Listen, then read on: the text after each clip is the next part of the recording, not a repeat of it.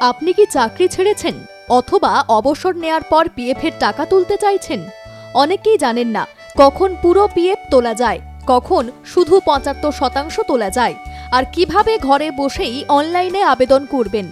ভুল তথ্যের কারণে অনেকের আবেদন বাতিল হয়ে যায়, আবার কেউ কেউ অপ্রয়োজনীয় ট্যাক্সও দিয়ে ফেলেন।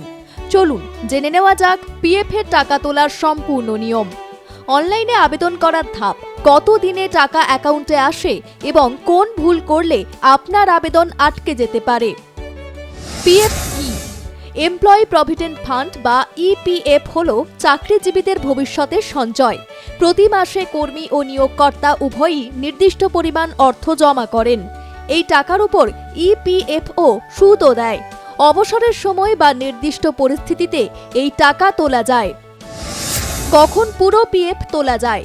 যদি আপনার বয়স ৫৮ বছর বা তার বেশি হয় এবং আপনি অবসর নেন, তাহলে জমা পিএফ এবং সুদসহ ১০০% টাকা তুলতে পারবেন। এটাই পূর্ণাঙ্গ পিএফ উত্তোলনের সাধারণ নিয়ম। চাকরি ছাড়লে কি হবে? চাকরি ছাড়ার পরও সঙ্গে সঙ্গে পুরো টাকা তোলা যায় না। বর্তমান নিয়ম অনুযায়ী ১ মাস বেকার থাকলে জমা টাকার সর্বোচ্চ ৭৫% তোলা যায়, আর ২ মাস টানা বেকার থাকলে বাকি ২৫% তোলা যায়।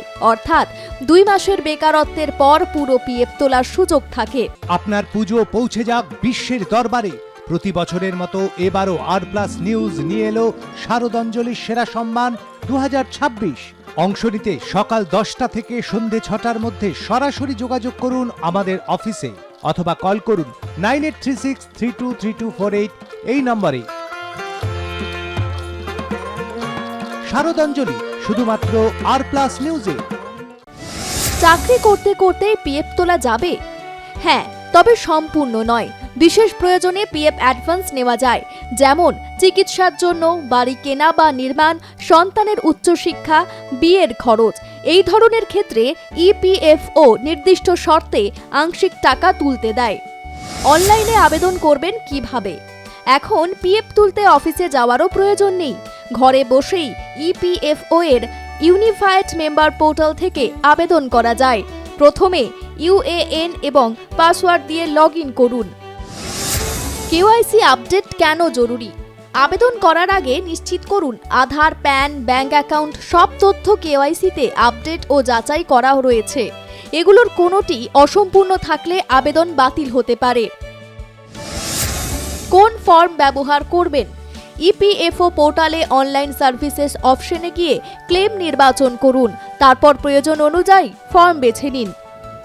ফর্ম 31 পিএফ অ্যাডভান্স, ফর্ম 19 সম্পূর্ণ পিএফ তোলার জন্য, ফর্ম 10C পেনশন অংশ তোলার জন্য। আবেদন করার সময় কি কি লাগবে? ব্যাংক অ্যাকাউন্ট যাচাই করতে হবে, ঠিকানা দিতে হবে, প্রয়োজনে ক্যান্সেলড পাসবইয়ের কপি আপলোড করতে হবে। সবশেষে আধার লিংক করা মোবাইলে ওটিপি আসবে, সেই ওটিপি দিয়ে আবেদন জমা দিতে হবে। কি রে, তোর বেশ র্যাশ হয়েছে দেখছি। হ্যাঁ রে, কি করবো বলতো, র্যাশগুলো কিছুতেই কমছে না। অনেক কিছু ইউজ করলাম, তবুও কমছে না। তুই এম্বার গৌরীদেবী হসপিটালসে দেখাতে পারিস, ওখানে ভালো এক্সপিরিয়েন্স ডার্মাটোলজিস্ট আছে। গৌরী দেবী হসপিটাল, রাজবাঁধ, দুর্গাপুর। যোগাযোগ 8001003333, 8001113333। কত দিনে টাকা পাবেন? ইপিএফও জানিয়েছে আবেদন অনুমোদনের পর সাধারণত 7 থেকে 20 কার্যদিবসের মধ্যে টাকা ব্যাংক অ্যাকাউন্টে জমা পড়ে। তবে কেওয়াইসি বা নথিতে সমস্যা থাকলে সময় আরও বেশি লাগতে পারে। ট্যাক্স কাটবে কি? এটাই সবচেয়ে গুরুত্বপূর্ণ বিষয়। যদি টানা 5 বছর চাকরি সম্পূর্ণ হওয়ার আগেই পিএফ তোলেন এবং উত্তোলনের পরিমাণ 50,000 টাকার বেশি হয়, তাহলে 10% টিডিএস কাটা হতে পারে।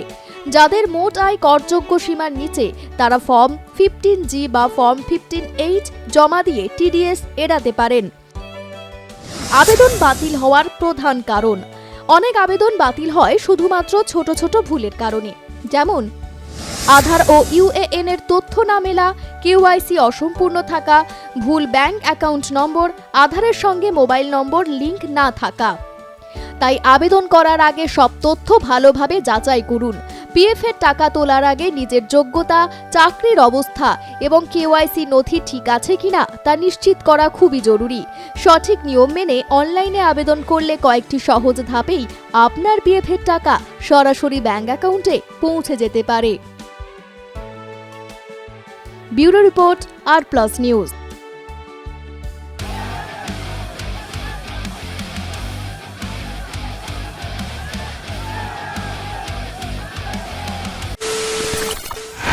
খবরের নামে প্রতিদিন সন্ধে আপনার ড্রয়িং রুমে কি শুধুই চিৎকার চেঁচামেচি খেয়ে আসে? বিতর্কের নামে চলে গালাগালি আর কাদা ছোড়াছুড়ি। এবার সময় পরিবর্তনের, কারণ আমরা কান ফাটানো চিৎকারে বিশ্বাস করি না। আমরা বিশ্বাস করি খবরের সত্যতায়। আমরা কোনো পক্ষের হয়ে গলা ফাটাই না, আমরা সাধারণ মানুষের হয়ে প্রশ্ন তুলি। চিৎকার নয়, শুধু খবর হবে যেখানে বিতর্ক আছে কিন্তু কুৎসিত ঝগড়া নেই। সঠিক তথ্য, বিশ্বস্ত খবর। নজর রাখুন আর+ নিউজে।